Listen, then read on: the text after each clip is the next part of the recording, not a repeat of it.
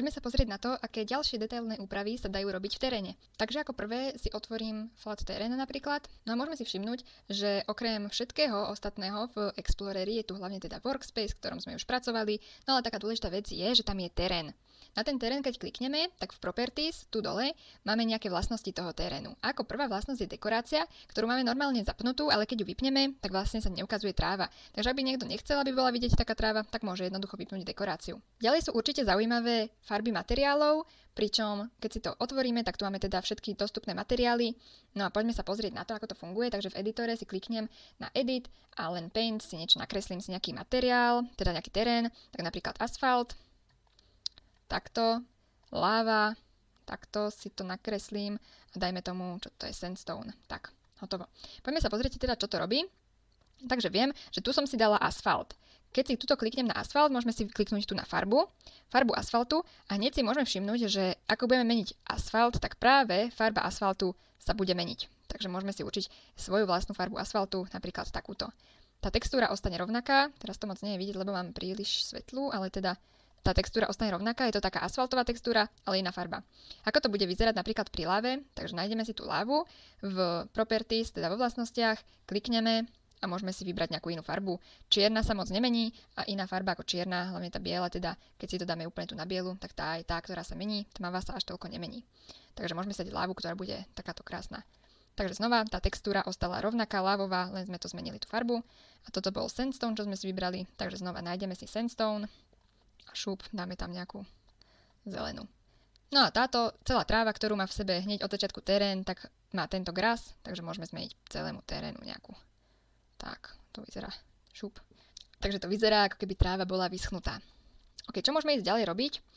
Takže máme tu farbu vody. Tak na to si potrebujeme namalovať nejakú vodu, takže kliknem si na vodu a paint, šup, spravím si tam nejakú vodu, nejaké jazierko, parádne, veľké, nech sa môžem kúpať. Môžem si tam spraviť ešte ďalšie. OK, super. No a tu teraz, aj keď voda je síce nejaký ten materiál, tak tu nemáme vodu medzi materiálom, ale voda má špeciálny svoj vlastný ako keby odstavec, alebo ako by som to nazvala, kde môžeme tiež zmeniť farbu vody. Takže keď chceme, aby voda vyzerala, že nie je taká čistá, pekná morská, tak proste tam dáme viac takú do zelena zakalenú vodu. Môžeme si aj túto ešte zmeniť, že aký chceme, aby bol jas. Takže nebude proste modrá, ale bude nejaká taká zelená, tmavá. OK. Takže už je taká tmavšia, zelenšia. Čo ďalšie môžeme urobiť je odraz vody. Takže keď je úplný odraz, tak je najmenej vidieť tá farba, akú sme nastavili.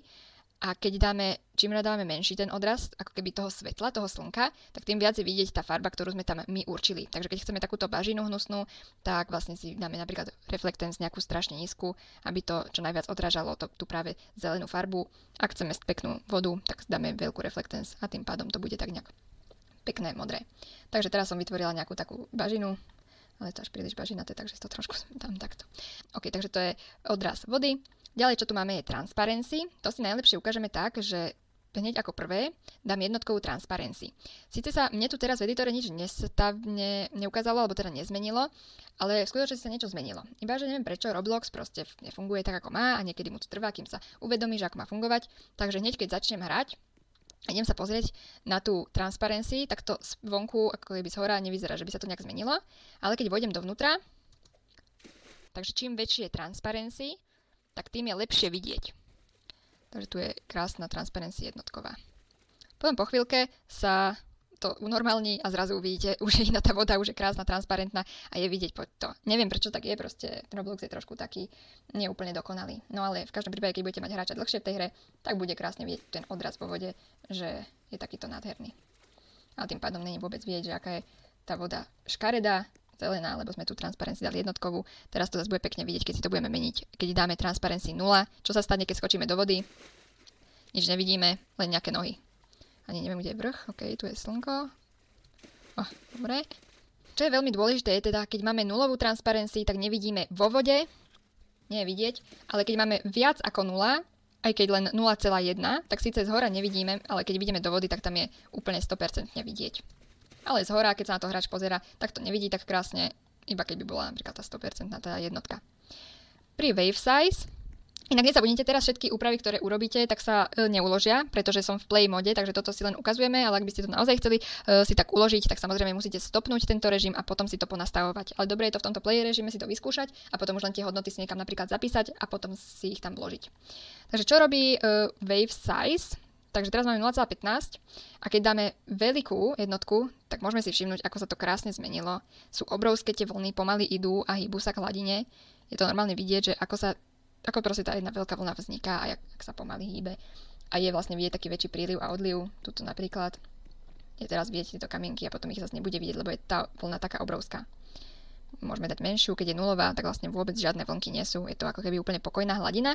Ak by sme chceli, aby to bola úplne pokojná hladina, tak by sa to ani nemalo hýbať, teda rýchlosť by nemala byť 10, mala by byť skôr niečo ako 0, iba že keď je úplne 0, tak to ani nevyzerá ako voda, vyzerá to ako nejaká divná hmota, pretože teda rýchlosť vln je nulová, tak to vyzerá čudne, takže dajme ju úplne že maličku, 0,1, ak sa to vôbec dá. Aha, to ešte nevyzerá, že by bol nejaký pohyb. OK, malilinko sa to hýbe, ale strašne málo, dám radšej 1,5. OK, takže hladina je strašne pokojná. Dajme 2, lebo to nevyzerá prirodzene. Dobre, takže 3. Takže hladina je takáto pokojná, že ani žiadna vlnka nejde, ani sa nehýbe. No a to je tak všetko z týchto detailov v teréne. Určite, keď chcete vidieť viac tutoriálov z Roblox alebo z Roblox Studia, tak klikajte odber, dajte vedieť kamarátom, aby som vedela, že to má zmysel a píšte kľudne komentáre, čo by ste chceli vidieť a raz sa k tomu dostaneme a ukážeme si určite aj ďalšie videjka.